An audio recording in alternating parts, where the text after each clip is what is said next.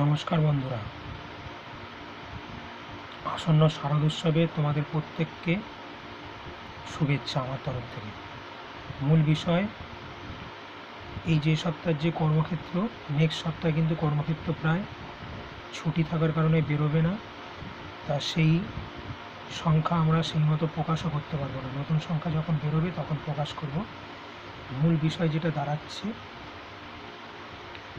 যে এই কারণে কিন্তু এই সপ্তাহে সেভাবে চাকরি বাকরির কোনো খবর কিন্তু পত্রিকায় প্রকাশিত হয়নি।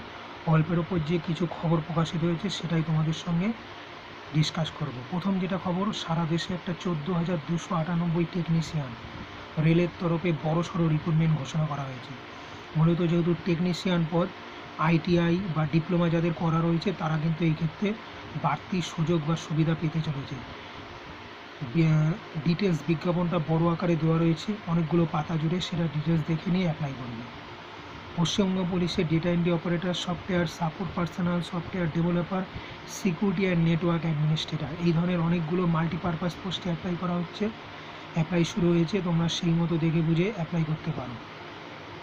নাবার্ডে 108 অফিস অ্যাসিস্ট্যান্ট একটা রিক্রুটমেন্ট বেরিয়েছে ব্যাংকের তরফে, মূলত এইটাও তোমরা দেখতে পারো।